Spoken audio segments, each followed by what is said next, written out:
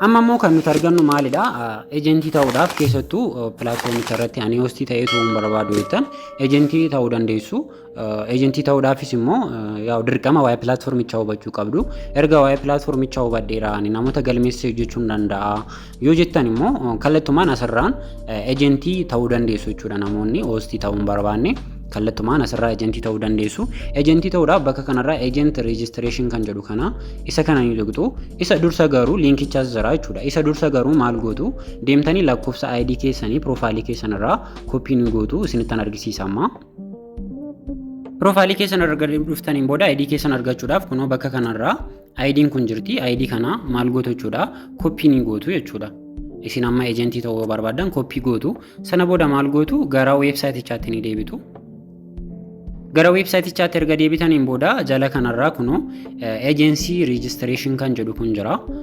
Isa kana tuqxanii ni tuqxu jechuudha. Garuu wanti sun hubachuu qabdan osoo kanan godhin dura waa'ee pilaatfoormichaa hubadha. Maaliif ejentii ta'uun pilaatfoormii kana irratti ni fayyada. Garuu waa'ee pilaatfoormichaa erga hubattaniin booda waa'ee ani ejentii ta'uu danda'a ergattaniin booda maal gootu jechuudha dhuftanii asirraa dhuftanii lakkoofsa ID keessanii ni barreessitu. Amma fakkeenyaaf daanii jala galtanii namoonni amma fakkeenyaaf kan kiyyoo fi kiyyaafan hojjechaa jira viidiyoo isinitti argisiisuuf fedha. Isin immoo tolasaa ta'uu danda'a gabbisaa ta'uu danda'a nama sana jalatti ejentii taatanii hojjechuu barbaadan jechuudha.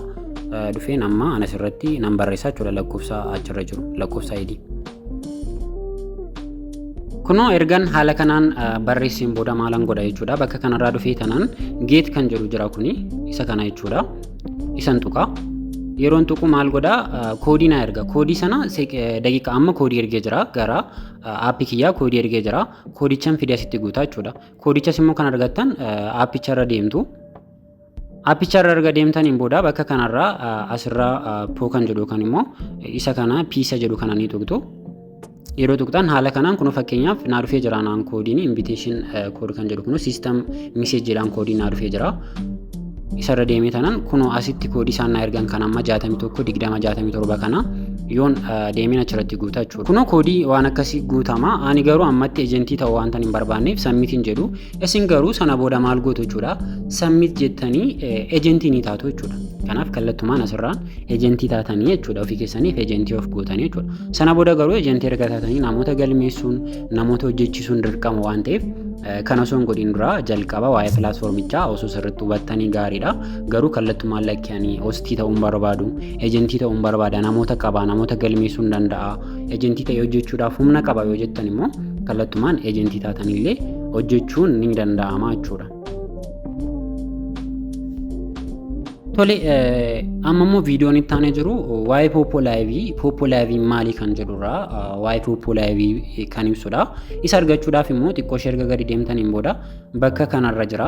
Kunoo bakka kanarra isiniif taa'ee jira. Kanaaf isa tuqxanii waa'ee pooppoolaayivii sirriitti ni barattu jechuudha. Pooppoolaayiviin maalii akkaataa kamiin hojjetama maal fayyada maaltu irraa argama kan jedhu argachuudhaaf isa kana ni tuqxu jechuudha.